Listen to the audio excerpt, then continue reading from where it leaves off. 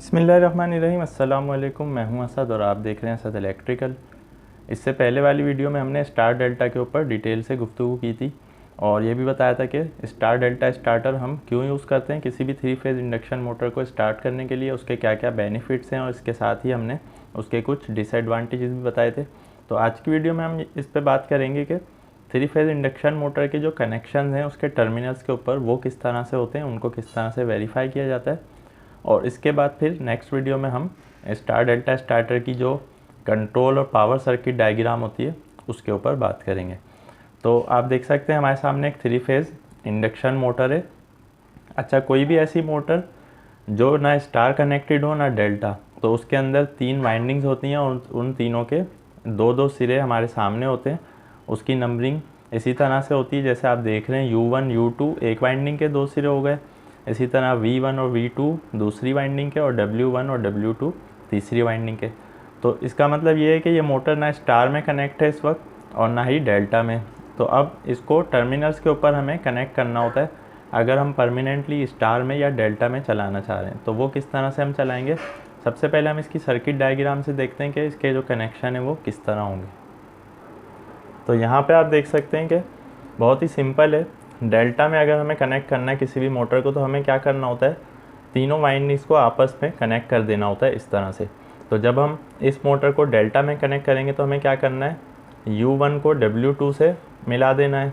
इसी तरह U1 का जो दूसरा सिरा है U2 उसको हम दूसरी वाइंडिंग के पहले सिरे से यानी V1 से मिला देंगे और दूसरी वाइंडिंग का जो दूसरा सिरा उसको तीसरी वाइंडिंग के पहले सिरे से मिला देंगे। तो हमारी जो मोटर है वो डेल्टा में कनेक्ट हो जाएगी।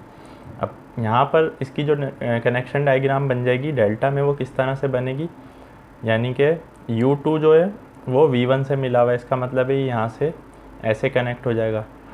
V2 जो है वो W1 से मिला हुआ है यानी यहाँ से यहाँ तक, और U1 जो है वो W2 से है यानी कि यहाँ से इस तरह से ये हमारी मोटर जो है वो डेल्टा में कनेक्ट हो जाती है। अब हम बात करते हैं स्टार के ऊपर। अच्छा, स्टार कनेक्शन भी बहुत सिंपल है। यहाँ पर हमें क्या करना है कि तीनों वाइंडिंग्स के एक एक सिरे को एक साथ जोड़ देना है और एक एक सिरे जो है उनको सप्लाई देनी है। तो ये बहुत सिंपल होता है।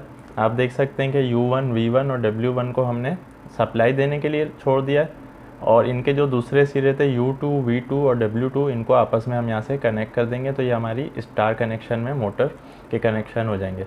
तो इसको सिंपली किसी भी साइड से ज़रूरी नहीं होता कि U2 को ही हम यहाँ पर जो है कनेक्ट करें, यानी कि U1 V1 और W1 को भी कनेक्ट किया जा सकता है क्योंकि वाइंडिंग तो दोनों तरफ से एक ही तरह की होती हैं।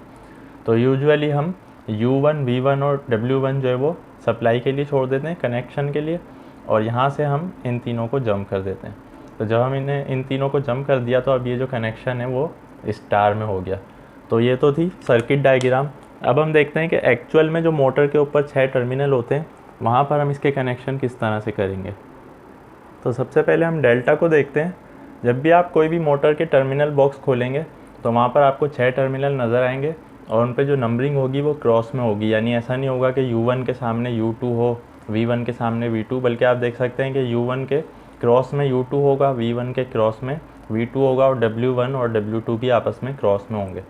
इसकी क्या रीज़न है इसको तो हम बाद में देखते हैं। सबसे पहले हम ये देखते हैं कि अब ऐसी मोटर उसको हमें डेल्टा में कनेक्ट करना है तो हमें क्या करना होगा। तो सिंपल हमें यहाँ पर जंपर लगा देने होंगे इस तरह से।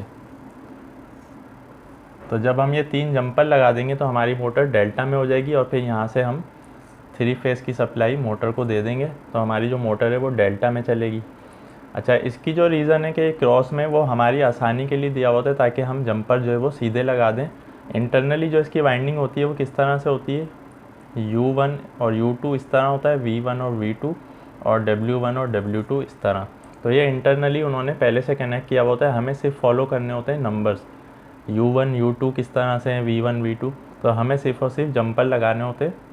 तो ये हमारी जो मोटर है वो डेल्टा में हो जाती है। अब हम बात कर लेते हैं स्टार की। तो स्टार में भी बहुत सिंपल है कनेक्शन। अब ये चाहे क्रॉस में हो या सीधी हो, हमें सिर्फ एक साइड से जंप करना होता है जैसा कि हमने आपको अभी कनेक्शन में दिखाया था। तो यहाँ पर हमें क्या करना होगा, एक एक सिरे को हम खाली छोड़ देंगे, यानी वाइंडिंग के एक सिरे को U1 V1 और W1 तीनों वाइंडिंग्स के एक एक सिरे को हमने खाली छोड़ दिया और इन तीनों को हमने जंप कर दिया।